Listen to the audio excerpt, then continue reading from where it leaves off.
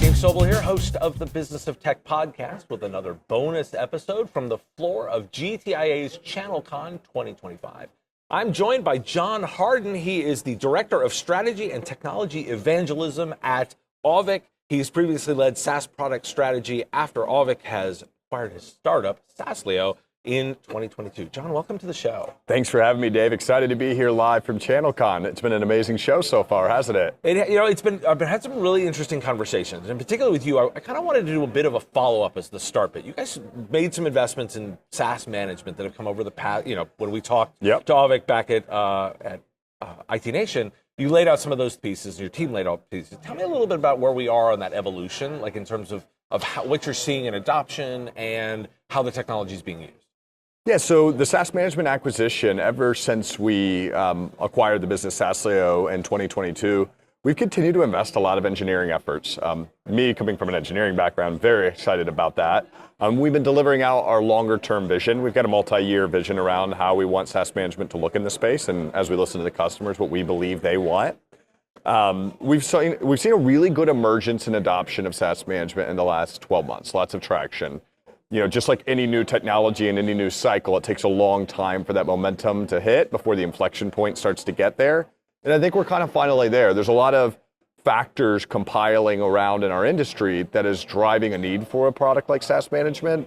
You've got, I would say, an increase in general with MSPs using tools like GRC and compliance systems, which SaaS is an asset that needs visibility.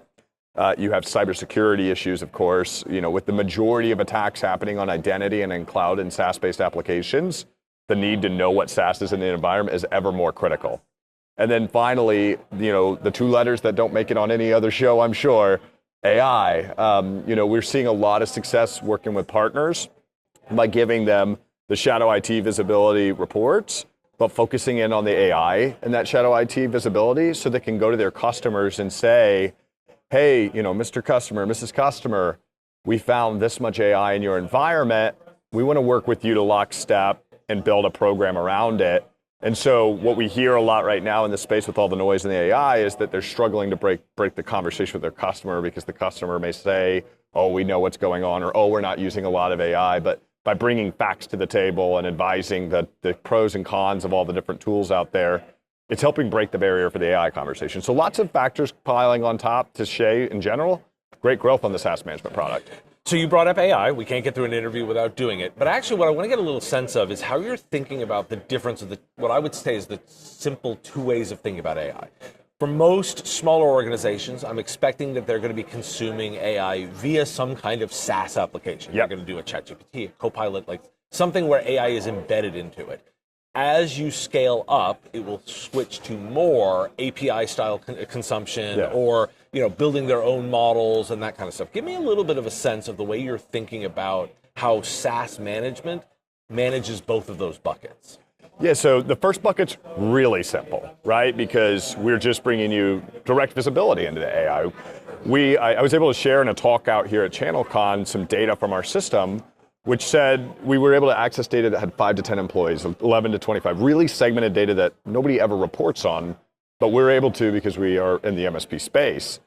And basically above 11 employees, there's an 87 or something % chance that there's AI, and there's a significant chance that there's 2 or more AI tools. Once you get about 250 employees, there's on average about 11 to 12 different AI tools. And so when it comes to visibility and the shadow gen AI tools, that's critical, of course, and monitoring it's important so that if you're not paying for it, there's probably an open model, potential risk for data. There's always risk with other Gen AI features. Now, when you get into the tooling, in general, you still are leveraging some level of a SaaS tool to build the tooling, whether it's an N8N or even if you're using Cursor to build your code. At the root of it, no Gen AI is appearing without accessing something, some portal, some application. It's not like you just wish it into reality. So even if we're not able to monitor like the tools usage and the API usage of it occurring, but we do know when people are accessing tools that build AI so that we can give you some visibility into it, like Foundry and Microsoft, for example. We'll be right back after this message. This episode's supported by FlexPoint. Hey MSPs, tired of chasing payments and stuck in manual billing chaos? FlexPoint offers a purpose-built managed service provider payment platform with features like automated accounts receivable, branded client portals, same-day ACH powered by artificial intelligence, and seamless integration with popular PSA tools and accounting systems. With custom auto-pay rules, passwordless secure checkout, and one-click financing, providers process invoices up to 95% faster, eliminate reconciliation headaches, and unlock on-demand working capital. As a result, MSPs gain reliable cash flow, reduce manual effort, and elevate their client experience without long-term contracts. To see how FlexPoint can streamline your billing operations and secure faster payments, visit getflexpoint.com/MSP-radio and request a demo today. That's FlexPoint, making payments simple and cash flow perfect.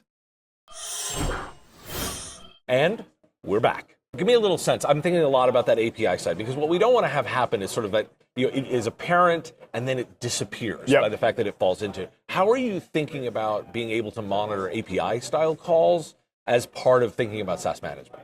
Yeah, we actually had a release just a couple of months ago in our product roadmap called SaaSops.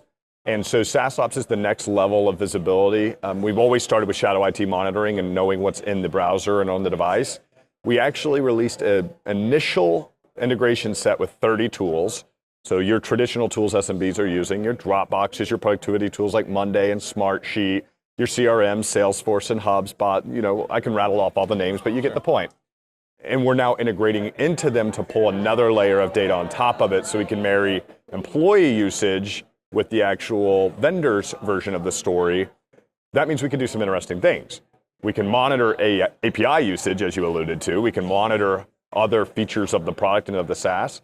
We can also match up really important things like if you're a MSP delivering services to a customer, you can now come in and say, hey, Mr. and Mrs. Customer, you have 500 Salesforce licenses. We just saw only 400 of them were actively used last quarter.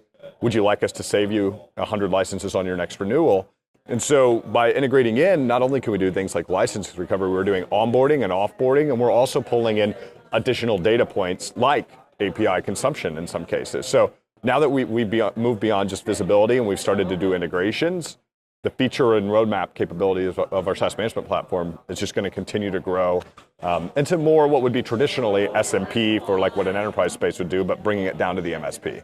Now, I just recently reported on the show that there's actually starting to be a bit of a swing back to more on-prem servers, particularly as they relate to AI, because those workloads are so intense and they are so processor intensive, particularly the GPUs required for that a number of, particularly mid-market and larger organizations are starting to say, hey, we've got to move that back in because of the cost.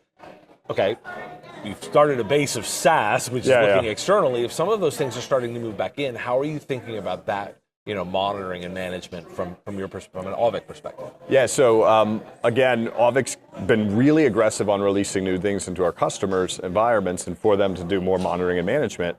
One of those is actually server management. So as we've seen our customers kind of switch back onto the on-prem infrastructure due to the costs associated with hosting AI or any other software for that matter, we released server monitoring more than a few months ago, and that has actually been a really explosive adopted product in our environment because simple things that you take for granted, but you need to monitor your CPUs, your GPUs, you need to know when those services and systems die, when those agents stop working and stop operating. And so we release server management and server monitoring, and it's all now visible in that same stack, in the same place where you see every one of your other assets.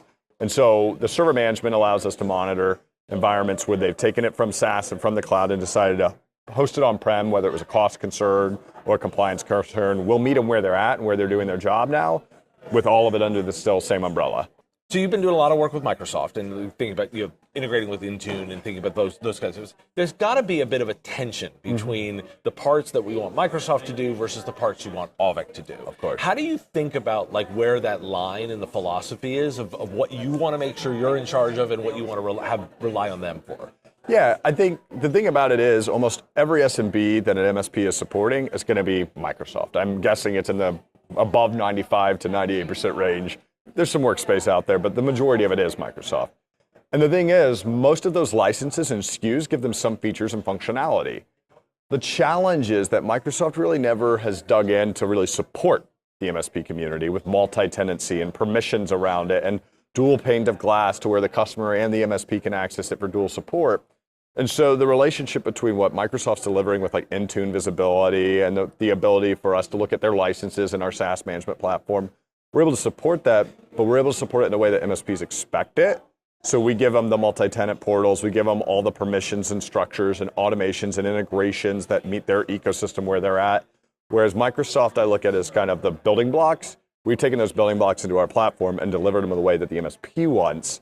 And so it's a very symbiotic relationship as Microsoft releases new things like Cloud Defender logs. We have an intent to integrate into Cloud Defender and other tools like that. So we're not going to try to build everything Microsoft does, but we will try to help orchestrate some of it so that way customers can use both tools and get the benefits of both. Okay. As I sort of wrap up our time talking here a little bit, I want to get a little bit of a sense of the way that you're thinking about infusing more automation into the platform. And in particular, that's the conversation. Oftentimes AI is code for automation. Yeah. Give me a little bit of sense of like where you're looking at how we can improve with more automation, particularly as we put it in the context of AI. Yeah, absolutely. So automation is actually generally a year of our theme, a big theme for this year rather on our product roadmap. We have automation that I talked about a second ago on the SaaS side, where we're automating user onboarding, automating user offboarding, automating the license provisioning and deprovisioning, which is a lot of labor and also a big area to cost save. But network and server and endpoint and all the technologies that we have under our entire stack, we are bringing automation to that, but we're bringing it again in the way that the MSPs want it, where they can execute automations across all the networks in their customer environment and gather information or automate visibility across all their configs or automate any level of information that they want. We're building the ability to run remote execution both on the servers and the endpoints and the network devices from one panel. So you can manage your entire IT assets in one spot, but now we're allowing you to build that robust scripting and automation. That's not out today, to be fair, but keep your eyes on it. It's a key part of what we're looking to deliver in our roadmap here in 2025. So one of the questions I like asking to wrap up is like, as you're think about the next 12 months, what are you keeping an eye on the industry, like broadly, as the thing you're looking for as like a trigger point or an important new development or something you're hoping to have happen in the next 12 months? Probably in general, I want to see more growth in the compliance in the GRC space, because I think it's a really good way for MSPs to have a healthy relationship with their customer, because the customers adopt so much tech on their own and often don't go to the MSPs for it. And so GRC gives them a nice, here's what we see, validate that it's here, anything new, anything that shouldn't be. And if they start moving into that motion, they're going to start needing to have the visibility to all the assets to do it. And, Auvik has continued to expand its asset visibility and its asset visibility portfolio. And so if compliance continues to grow, that'll be really good for us because we're able to feed all those systems almost the entirety of what you need for like CIS control around enterprise asset visibility. We do identities, users, SaaS, software, endpoint servers, and network infrastructure. And it's really critical to know what you have, whether it's compliance, whether it's cybersecurity, or whether you're building an AI roadmap. Knowing what you have and where to start is critical no matter what. So I'm just hoping we see more maturity around the visibility of next generation assets like identities and SaaS and things like that. Well, John, thanks so much for joining me today. I really appreciate it. No, thanks for having me here. It's been a great time. Enjoy the questions. And thank you for watching. Looking forward to seeing you on the next bonus episode of The Business of Tech. Support for the show comes from ScalePad. Ever feel like you're doing all the work, but no one sees it? That's the reality for a lot of MSPs. You're putting out fires, chasing spreadsheets, juggling client requests. But when it's time to show value, crickets. That's where ScalePad comes in. Trusted by over 10,000 MSPs, ScalePad solutions help you turn invisible effort into visible impact. Pulling together the tools you already use, from reporting, quoting, compliance, and asset planning, into one easy platform. So instead of chasing details, you're leading smarter conversations. Because doing great work is one thing, getting credit for it, that's where the real business growth happens. ScalePad helps you show value, build client trust, and lead with confidence. Learn more at scalepad.com/Dave. The Business of Tech is written and produced by me, Dave Sobel, under ethics guidelines posted at businessof.tech. If you've enjoyed the show, make sure you've subscribed or followed on your favorite platform. It's free and helps directly. Give us a review too. If you want to support the show, visit patreon.com/MSP Radio and you'll get access to content early. Or buy our Why Do We Care merch at businessof.tech. Have a question you want answered? We take listener questions, send them in, ideally as a voice memo or video to question@mspradio.com. I answer listener questions live on our Wednesday live show on YouTube and LinkedIn. If you've got a comment or a thought on a story, put it in the comments if you're on YouTube, or reach out on LinkedIn if you're listening to the podcast. And if you want to advertise on the show, visit mspradio.com/engage. Once again, thanks for listening, and I will talk to you again on our next episode. Part of the MSP Radio Network.